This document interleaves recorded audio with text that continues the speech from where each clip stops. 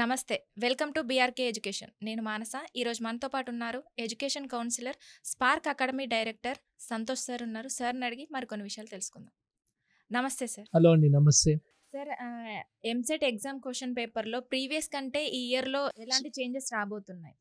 So basically అండి, ఎంసెట్ పేపర్లో మనం ప్రెడిక్ట్ చేయలేము ఏ కైండ్ ఆఫ్ చేంజెస్ వస్తాయి అనేది. But generally last 2-3 years observe చేసామంటే పేపర్ అనేది మోడరేట్ టు డిఫికల్ట్ లెవెల్ ఉంది. అంటే అంత ఈజీ కాదు. అందుకే మనం చూస్తుంది ఏంటంటే కట్ ఆఫ్స్ అనేవి చాలా తగ్గుతున్నాయి. సో 80 మార్క్స్కి మీకు అరౌండ్ 6,000-7,000 ర్యాంక్ వస్తుంది. 70+కి బిలో 10,000 ర్యాంక్, 100+కి బిలో 1,000 ర్యాంక్. సో ఈ ఇయర్ కూడా మనం సిమిలర్ ట్రెండ్ ఎక్స్పెక్ట్ చేయొచ్చు. లాస్ట్ ఇయర్ సర్ప్రైజెస్ ఏముండేవంటే కొన్ని క్వశ్చన్స్ అనేవి చాలా లెంతీ ఉండేవి. అంటే సాల్వ్ చేయొచ్చు, కానీ అది సాల్వ్ చేయడం స్టార్ట్ చేస్తే చాలా ఎక్కువ టైం తీసుకునే ఉండేది, especially in subject like maths.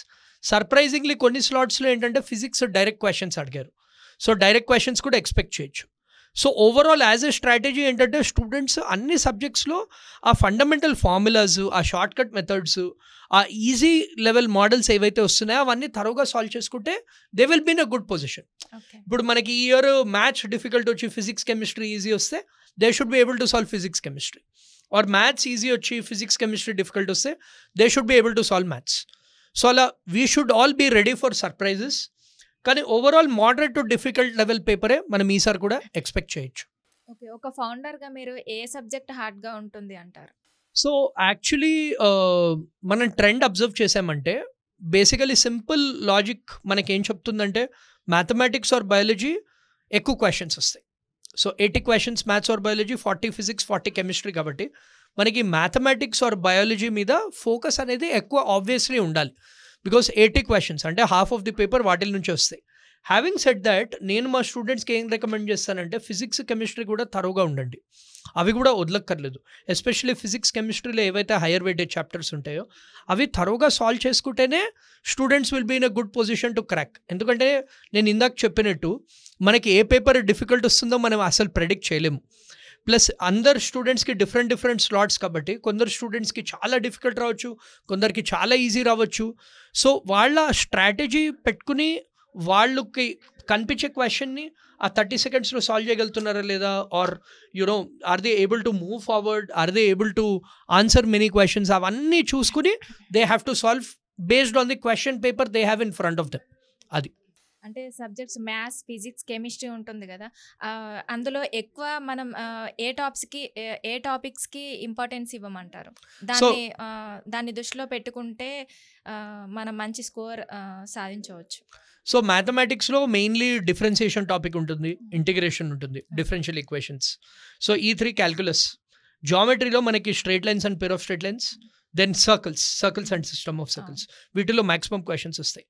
Then మనము అల్జిబ్రా టాపిక్స్ తీసుకున్నామంటే matrices, complex numbers, de Moivre's theorem, quadratic and theory of equations, ఈ చాప్టర్స్ చేసుకుంటే స్టూడెంట్స్కి పక్కాగా 50+ మార్క్స్ వస్తాయి అవుట్ ఆఫ్ 80. అండ్ ఈ 50+ వచ్చి ఫిజిక్స్ కెమిస్ట్రీలో 20 వస్తే they are already sitting with 5,000 below rank. అదే మనం ఫిజిక్స్లో హైయెస్ట్ వెయిటేజ్ చాప్టర్స్ తీసుకున్నామంటే మన కైనమాటిక్స్ చాప్టర్ ఒకటి, మనకి మోడర్న్ ఫిజిక్స్లో చాలా క్వశ్చన్స్ వస్తున్నాయి ఈ మధ్య, electricity magnetism chapters, wave optics chapter, thermodynamics chapter, ఈ చాప్టర్స్ వాళ్ళు తరువుగా ఉండాలి. కెమిస్ట్రీలో మనం చూసామంటే ఆర్గానిక్ కెమిస్ట్రీ నుంచి చాలా క్వశ్చన్స్ అడుగుతున్నారు. లాస్ట్ ఇయర్ ఏంటంటే ఇన్ఆర్గానిక్ కెమిస్ట్రీ లైక్ మన పీ బ్లాక్, డి బ్లాక్ ఎలిమెంట్స్లో డైరెక్ట్ క్వశ్చన్స్ అడిగారు. అంటే మనం ఆలోచించాల్సిన అవసరం కూడా లేవు. సో ఇన్ఆర్గానిక్లో రియాక్షన్స్ కానీ, సినాప్సిస్ కానీ, అవన్నీ పాయింట్స్ కూడా చూసుకోవాలి. ఫిజికల్ కెమిస్ట్రీలో మనకి అటామిక్ స్ట్రక్చర్, మనకి ఎలక్ట్రోకెమిస్ట్రీ, మనకి స్టైక్యోమెట్రీ, ఈ చాప్టర్స్ నుంచి ఎక్కువ క్వశ్చన్స్ అనేది అడుగుతున్నారు. ఇప్పుడు బైపీసీ స్టూడెంట్స్కి బయాలజీలో నీట్లో లాగానే plant physiology, animal physiology plus reproduction chapters, వీటిల నుంచి మ్యాక్సిమం క్వశ్చన్స్ అడుగుతున్నారు. And there are other chapters like biotechnology and cell a unit of life, వీటిల నుంచి మ్యాక్సిమం క్వశ్చన్స్ అడుగుతున్నారు. సో నేను ఈ చెప్పిన చాప్టర్స్ అన్ని తరోగా చేయాలి, ఇది ఫస్ట్ రౌట్. దెన్ వేరే చాప్టర్స్ మీద ఫోకస్ చేయాలి. సో ఇవన్నీ తొందరగా అయిపోయాయంటే దెన్ వేరే చాప్టర్స్ ప్రీవియస్ ఇయర్ క్వశ్చన్స్ చేయాలి. ఇది strictly based on last 10-15 years analysis చూస్తే ఇలాంటి టైప్ ఆఫ్ క్వశ్చన్స్ వస్తున్నాయి. బట్ అగైన్ నేను ఒకటి చెప్తున్న స్టూడెంట్స్కి, it again depends on your paper. ఎందుకంటే డిఫరెంట్ స్లాట్స్లో ఉన్నాయి కాబట్టి కొందరికి మ్యాట్రిసెస్ చాప్టర్ నేను ఇంపార్టెంట్ అన్నాను, కొందరికి 4 క్వశ్చన్స్ రావచ్చు, కొందరికి ఓన్లీ 3 రావచ్చు. కానీ ఇవే చాప్టర్స్ నుంచి వేరీ అవుతుంటాయి. సో ఒక దాంట్లో మ్యాట్రిసెస్ 4 ఇచ్చారంటే కాంప్లెక్స్ నెంబర్స్లో 2 ఇస్తారు, ఇంకో దాంట్లో కాంప్లెక్స్ నెంబర్స్లో 4 ఇచ్చి మ్యాట్రిసెస్ 2 ఇస్తారు.